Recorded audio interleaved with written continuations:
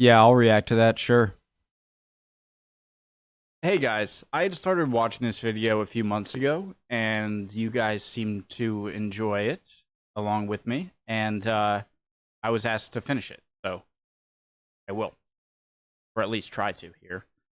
I mean, it is a long video, but you know, there's 30 minutes left. Let's go. I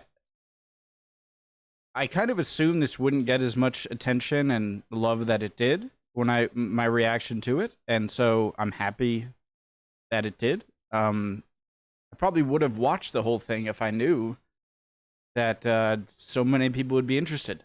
So I'm happy about that. Doesn't matter if I get the same reaction to this one. I'm just glad I can finish it. So let's go. Preemptive like, real life lore, great channel.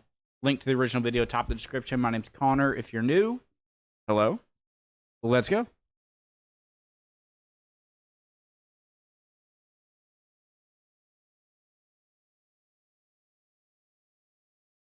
And there's no sound. Sorry. Climate change flows from rising sea levels in the global ocean, a problem that will only continue getting worse for billions of people all around the world in the 21st century as global climate change continues to increase the ocean's sea level. This has ended up perfectly positioning the Dutch to be the global leaders at climate change adaptation for coastal cities and communities everywhere in the world. So true. I'm sure I mentioned this the first time I reacted to the first part. And if not, I definitely mentioned it in a different Netherlands video I reacted to. But not only are you getting incredibly good at it, as other nations around the world are going to need that sort of expertise, you guys have it. And so that's I'm sure going to be a major, eventually, if it not already is, a major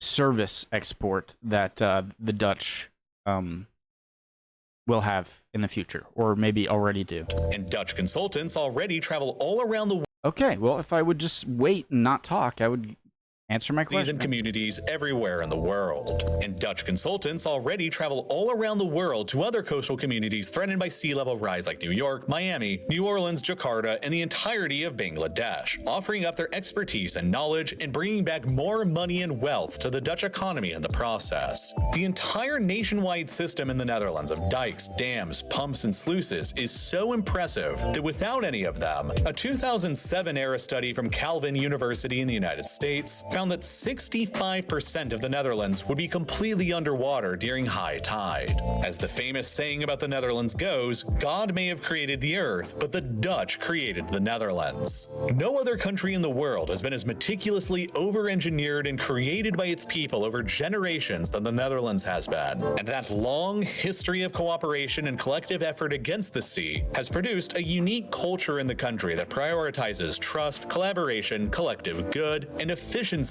over everything else. When it comes to Bangladesh, by the way, I'm sure Bangladesh, main reasons that higher sea levels are going to be a problem is when your country as a whole, or large parts of it, are very low elevation, right? But also, I think the major river tributaries run through Bangladesh, and also Bangladesh has enormous rain seasons, I'd imagine, too, sometimes in the year. And so it's like a triple threat. It's like sea levels are rising, you're already low elevation, that's a problem. You're already at risk of rivers flooding in the tributaries throughout Bangladesh. And you have heavy monsoon seasons, which is just a perfect storm, no pun intended, for just, I would imagine, horrible sea level rise implication problems. I can't speak. Attributes that spill out into the rest of the country in sometimes surprising ways. From the intelligent designs of Dutch cities and infrastructure to prioritize human beings over cars, to the shepherding of Schiphol Airport's strategic location in the center of Europe, to become the third busiest airport on the continent behind only Charles de Gaulle near Paris and London Heathrow. But another major geographic advantage to power, especially to trade power, that the Netherlands has always had is their incredibly lucky possession of the Port of Rotterdam. Today, the port of Rotterdam sprawls out across a huge area that's larger than the island of Manhattan in New York, with 4 fully automated terminals that accept vessels around the clock at all times of the day, every day of the year. I remember, this is one of the main things that are just fixated in my memory of my last trip with my dad and brother to Europe. We were driving around Europe, and we went through from the north of France into Belgium and then up through the Netherlands to Amsterdam. And I remember going through this area, and I was so amazed by 2 things. The sheer scale, and we didn't even get off the highway. We just like drove through the highway, drove through it on the highway. So it's not, I didn't get a giant glimpse of everything, but what I did see is just the enormity of all of all of the infrastructure that was clearly just for the port. And usually that comes across it and can look really ugly, but that's the other thing about it, is that it didn't. It just looked very orderly and massive, you know? And it was a cool sight to see. The water depth within the port is deep enough to handle even the largest of container ships that have ever been built. Its central location is almost dead in the center between Western and Eastern Europe, and the connections that stretch out from the port to the European market are just completely unmatched anywhere else. From Rotterdam, navigable rivers like the Rhine, the Meuse, and the Scheldt extend deep into the hinterlands of Germany, Belgium, France, and Switzerland. And since 1992, when the Rhine-Main-Danube Canal was completed and opened, the navigable parts of the Main and the Danube rivers are also accessible, which has opened up the hinterlands of Austria, Slovakia, Hungary, Croatia, Serbia, Romania, Bulgaria, and Ukraine, all to inland shipping connected to Rotterdam as well. Cheap to operate river barges from all of these countries can easily travel through this network of rivers directly to Rotterdam and transfer their cargoes onto massive ocean-going container ships for export anywhere in the world. Can you do vice versa for like Black Sea trade? I'm sure because of the war in Ukraine, that the Black Sea is probably much less safe than it was before. But can you do vice versa? Like, can these areas get access from ports in... Is this Romania right here? I can't really see where... Or maybe this is the border. This is Ukraine, Moldova, Romania. It's not important. I was just wondering if this could also be a very important port. But it's in the Mediterranean. You got to go through more canals and straits to get there, rather than just going open ocean to Rotterdam. While they can also receive imports through the same system from anywhere else as well. Yeah, but it's right. the Netherlands itself that has by far the densest network of inland waterways in Europe. The country is home to 2,200 kilometers worth of navigable internal waterways that are used for commercial shipping, and that account for 40% of all the international freight movement within the country, and 20% of the country's domestic freight travel. With roughly 6,000 ships sailing through its various rivers and channels, the Dutch inland waterways account for a staggering nearly 80% of all the vessels that sail inland within the entire European continent, enabling the Dutch to move around cargo much more efficiently and cheaply than any other country in Europe is even remotely capable of. And it's not just water-based transportation that's so easy from Rotterdam either. The port acts as a hub of several different transportation systems that radiate out from it, including railways and highways. The Betuwe, for example, is a double-track freight railway line that runs directly from Rotterdam to Germany, where it links up with Germany's Oberhausen-Arnhem Railway, which extends all the way down to the northern reaches of the Ruhr Valley, Germany's industrial heartland. The Ruhr metropolitan area is the largest urban conglomeration in Germany and the second largest in the entire European Union, with a population of around 11.3 million people and an annual GDP on its own of $580 billion in 2021, which would make the Ruhr Valley all on its own the world's 25th largest economy if it was independent. And all of the goods it produces can be easily transported by railway, river barge, or truck directly to Rotterdam for export out to the global market. Interesting how they'd rather put it to Rotterdam than to their northern coasts on the North Sea and the Baltic, right? So maybe it's like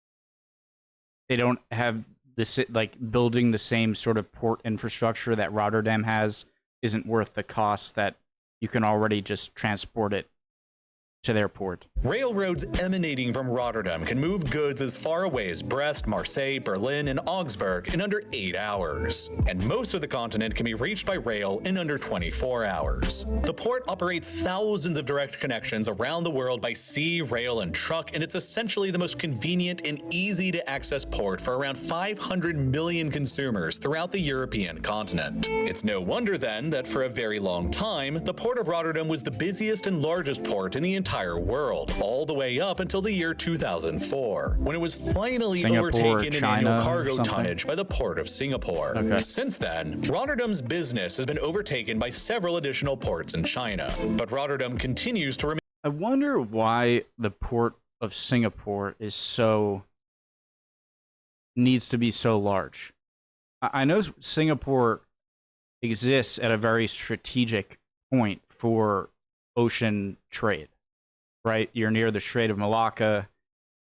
You're a very convenient stopping point, I can see, for going from the Indian Ocean to the South China Sea and the Pacific on and whatever. But so I understand it as being at a critical point, but why would it necessitate such a giant port if Singapore, I mean, they're at the end of a pretty thin peninsula. I can't imagine there's a lot of river infrastructure in such a, is it an isthmus? I think that's the right term. And so I don't get why Singapore would need that big of a port. You know? That makes sense? I'm obviously I'm wrong because it is important. I just don't know why. By far the busiest port in Europe and the busiest port in the world, located anywhere outside of East Asia. Its importance to Europe from a commercial perspective is so enormous that it still handles more cargo tonnage than the next two busiest ports on the continent combined, nearby Antwerp and faraway Novorossiysk. The port of Antwerp in Belgium benefits from much of the same geographic and infrastructure advantages as Rotterdam does, and taken together, they handle about as much cargo as the next 7 busiest ports in Europe do all combined, spanning across Russia, Germany, Spain, Romania, France, and Poland. The port I apologize to any Belgians watching. I thought Antwerp was also in the Netherlands. I was wrong there. also contains 5 major oil refineries: Spain, Romania, France, and Poland. The port also contains 5 major oil refineries owned by giants like Shell and Koch Industries that enable the Netherlands to be a major hub of the global oil industry as well. As of 2022, the Netherlands has become the 6th largest importer of crude oil in the world that Stay they bring hydrated. in from just about everywhere. But they transform so much of that crude oil at the refineries in Rotterdam into finished end products like gasoline that they've become one of the top 3 global exporters of refined petroleum products, placing themselves just narrowly behind the likes of India and the United States in the process. What's really astonishing about this is that the Netherlands manages to export more refined petroleum products than even traditionally thought of oil superpowers do, like Russia, the United Arab Emirates, and Saudi Arabia. I'm sorry. I'm going to go back quickly. We were at like 29:42. I was taking a drink and I missed that. Taken together, they handle about as much cargo as the next 7 busiest France and Poland. The port also contains 5 major oil refineries owned by giants like Shell and Koch Industries that enable the Netherlands to be a major hub of the global oil industry as well. Okay. As of 2022, the Netherlands has become the 6th largest importer of crude oil in the world that they bring in from just about everywhere. So because of the refineries, the Netherlands, geez, they know how to, obviously it's some outside companies, but having a major port, very important. See what I did there? Sorry.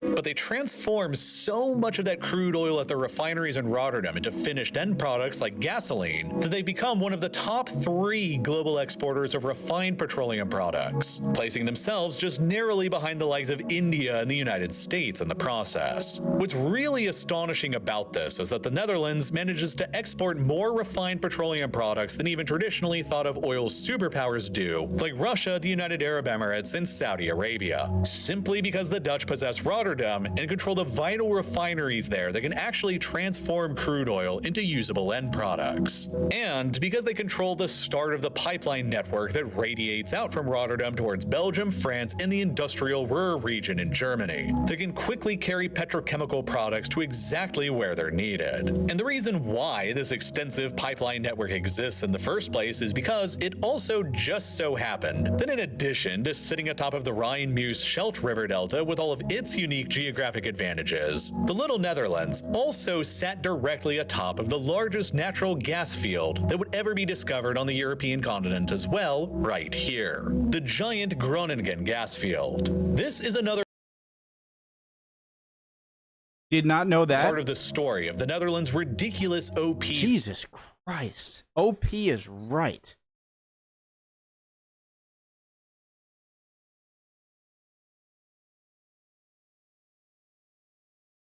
You combine a very, very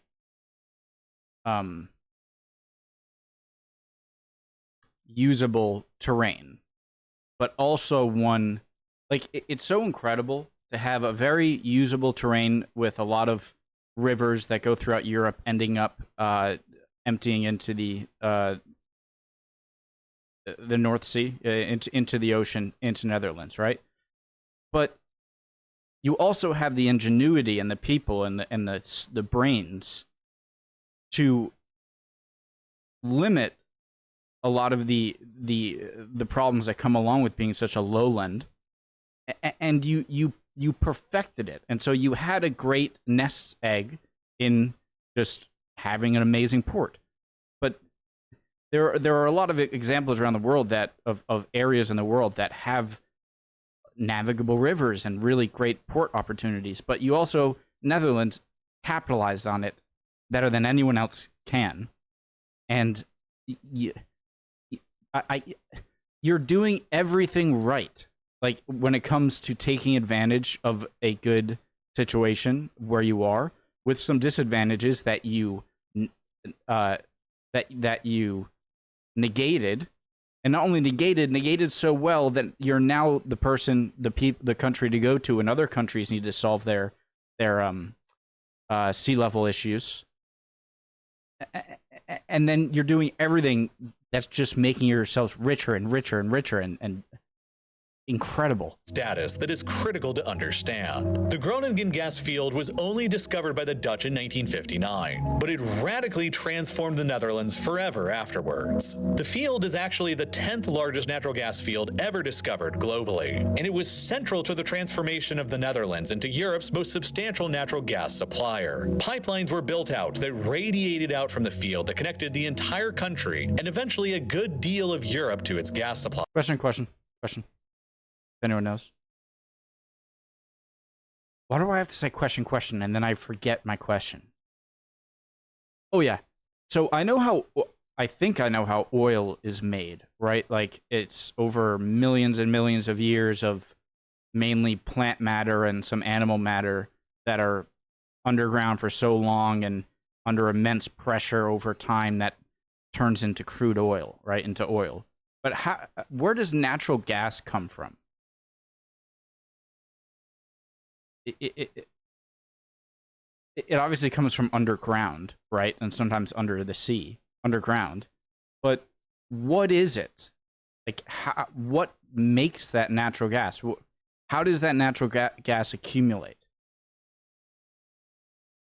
You know, like, While the revenues and taxes earned on the field's production were central to the development of not only the Dutch welfare state, but to everything else that the country did, from the land reclamation projects in the Zuiderzee works and the protective engineering of the Delta works. Over the whole period of Dutch natural gas production between 1959 and 2018, from Groningen and various other smaller fields dotted all across the country, a total of 417 billion euros equivalent of cash were earned, with at least 85% of that amount being captured by the Dutch state, which greatly funded the country's ability to actually develop itself with the Zuiderzee and Delta works. The Groningen... It reinvests. It's the opposite. I'm going to bring this up all the time. I got to make sure. It's Nauru, right? Nauru fertilizer.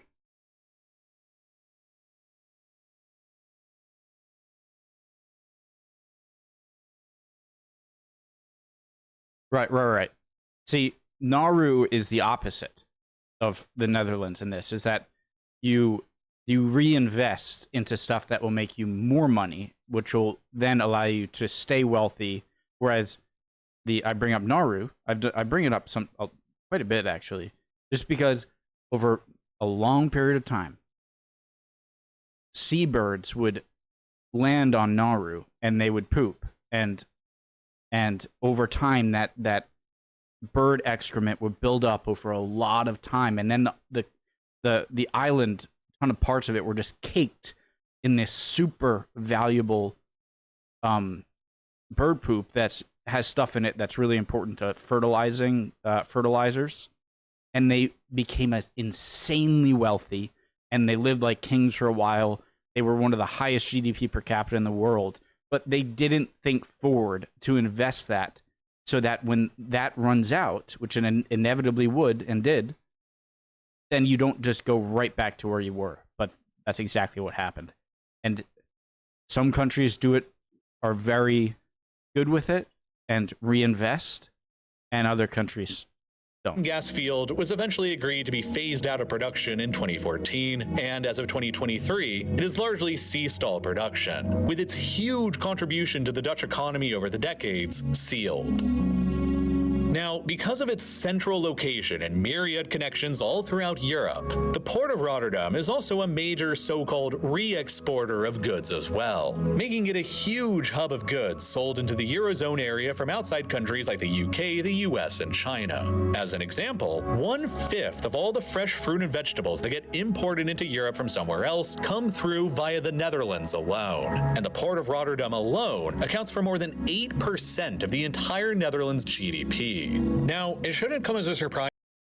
Come through via the Netherlands alone. That's not surprising. The port of Rotterdam alone accounts for more than 8% of the entire Netherlands' GDP. 8%, actually, I thought it might have been even higher in the entire GDP. Now, it shouldn't come as a surprise to you then that the enormous advantages of controlling Rotterdam and most of the Rhine-Meuse River Delta have enabled the Dutch to be a major trading power for centuries now. Across the 17th century, the Dutch enjoyed their golden age when they basically invented capitalism, established a near complete monopoly on segments of the global spice trade, and carved out one of the most influential and globally spanning trade empires that the world has ever seen. They brought enormous wealth flowing back to Rotterdam, Amsterdam, and the rest of the country. With the creation of that trade empire came a territorial empire for the Netherlands as well, that once spanned all across the globe from Indonesia to India to South Africa and the Americas. And while this territorial overseas empire gradually crumbled and fell apart, especially in the 20th century during the era of decolonization,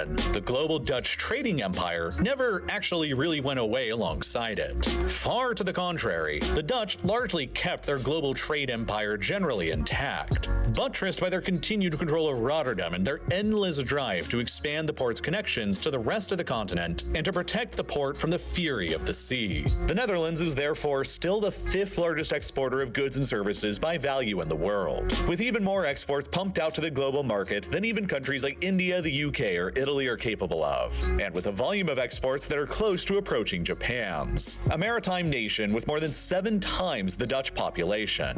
Interestingly, of all the top 10 countries in the world by exports, all of them are generally regarded to be modern great powers of the 21st century, except for the Netherlands and Singapore, which each just punch way above their weights in this category. And it's not just the exports of refined petroleum products that the country excels at either. As I mentioned at the start of this video, the Netherlands have somehow recently emerged as the second largest exporter of agricultural products in the world as well, managing to export more than 2/3 of the agricultural products by value as the United States does, with only 5% of the same population and 234 times less land. Despite being located only around 1,600 kilometers from the Arctic Circle, the Netherlands has managed to earn the title of the world's second largest exporter of tomatoes, behind only Mexico. While the country is the absolute largest exporter of other major agricultural products like potatoes and onions. Ornamental plants like tulips have long been associated behind only Mexico. While the country is the absolute largest exporter of other major agricultural products like potatoes and onions. Exporter, no, that grower and exporter, or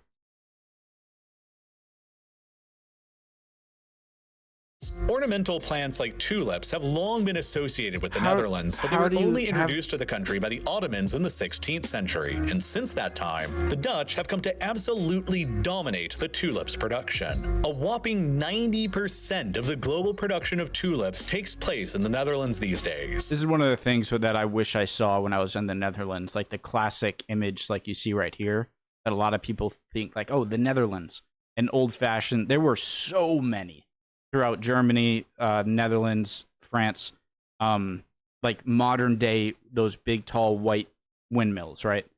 But I never saw like one like this or a big tulip field. So I wish I saw that stuff. 80% of the world's tulip exports all come from here alone, giving the Dutch a practical monopoly on the tulips production, even in the 21st century. The start of the Netherlands' incredible rise to dominance in global agricultural and food production is often said to have begun in the desperation of the Second World War, when, over the winter of 1944 to 45, the Netherlands became the most recent Western country to suffer from a debilitating famine, in which as many as 22,000 Dutch people lost their lives. In the aftermath of the war and the ravages of the famine, the Dutch realized that with very limited available land in their waterlogged and densely populated rainy country, they would have to become the masters of efficiency in the agricultural business in order to ensure a reliable food supply, just as they had to become the masters of efficiency at protecting their country from the water. Huge investments were made by the Dutch government into farming subsidies and rural infrastructure development to stimulate the country's agricultural sector. And then, nearly 2 decades ago, the country gave itself a challenge to produce twice as much food using only half as many resources. And since that time, the country has dramatically expanded the scope and scale of its technological innovations in farming to far, far exceed that original goal. Today, the Netherlands has some. Where is all of that going? I don't even see a big tank that it's putting it into. Where is all of this stuff going? Far exceed that just in here? What? Original goal. Today, the Netherlands has some 24,000 acres of crops growing within artificial greenhouses, an area more than twice as large as the island of Manhattan in New York. And these greenhouses are just absurdly efficient. The temperatures and climates within them can be precisely controlled by farmers. LED lights can give the plants precisely how much light they need. Destructive pests can be easily kept out of them, eliminating the need for chemical pesticides. The plants within can be watered with precisely the correct amounts of water so they don't get too little or too much. And in many of them, even the carbon dioxide that gets generated by burning natural gas to keep the power going in them is simply piped directly back into the greenhouses by massive ventilators. The Dutch are incredible. Oh, there's a problem. Fix it. Oh, well, here's a problem that's not actually a problem, but it could be improved. Just fix it. How? Just figure it out. Oh, we figured it out. And now we're the best at it. I've never learned about a country that is just so capable. And I'm not even gonna, that's the end of my sentence. Capable. They're just capable people. I can't think of a better praise I can give to a country than just to a people, a population. You're capable,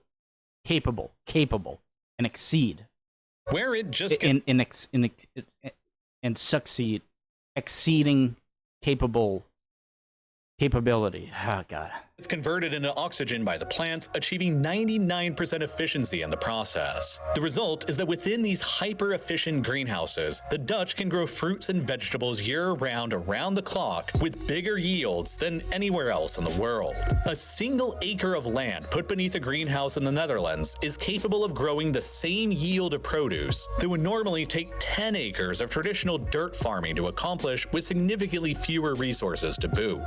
The average amount of water that it takes a Dutch farmer to grow 1 pound of tomatoes is only a half gallon, while the average worldwide is about 28 gallons. 56 times more water than what Dutch farmers use. The epicenter of the Dutch greenhouse farming movement is in the Westland region of the country, directly to the west of the huge port of Rotterdam. Here, you will find an almost endless landscape of glass greenhouses from above, where 80% of the region's agricultural land is all contained within one. This hyper-efficient farming region alone contributes roughly half of all the horticultural production in the entire country, and its location directly next door to the port of Rotterdam enables its products to immediately travel all around the world to markets everywhere. I want to learn more about the Dutch government and bureaucracy and stuff, because you don't just need smarts and talent, which you have an abundance of, but you need to have a government that isn't always pausing things. And it's like, yep, go ahead, good. It's like if one super genius was playing like a game and just set up the country perfectly, like boop, boop, boop, here, here. And so I'm just realizing this. The fact that the government isn't impeding a lot of this stuff makes me really want to learn more about it. The Netherlands is also home to an enormous amount of research and development in the agricultural industry as well. The country hosts the incredibly prestigious Wageningen University and Research Center in the middle of the country that is widely regarded to be the global leader in agricultural science and research. And it basically forms the nucleus of the entire country's agricultural sector. Various agricultural science companies in the Netherlands spend hundreds of millions of dollars annually on research and development, which results in hundreds of new varieties of vegetables and seeds that are coming out of the country on an annual basis. Seeds themselves are another huge business in the country, with the Netherlands now dominating more than a third of the global trade in vegetable seeds. What's that thing in Europe that it's like in case of an apocalypse, where like a really bad apocalypse, whether man-made or not, that there's this place in Denmark or Norway where people have like have a bunch of preserving packages of preserved seeds that, in the case of worst case scenario and the society falls apart and we can't even grow stuff anymore, it's like, no, we have this in case of that code red emergency of just a bunch of seeds just in a place. I think that's awesome. I think it's Norway. Because the Dutch are damn good at producing extremely valuable seeds, since they spend so much money on seed research and development. One Dutch agricultural company called Rijkswaan managed to develop a tomato seed that costs less than 50 cents, but which is capable of producing an astounding 150 pounds worth of tomatoes. So valuable are the high yield and weather and pest resistant seeds that Dutch companies like Rijkswaan produce that they are literally more valuable than gold, since 1 kilogram of gold currently, as of this video's production, costs around $78,000, while 1 kilogram of Dutch engineered tomato seeds can easily go for over $100,000. And this is all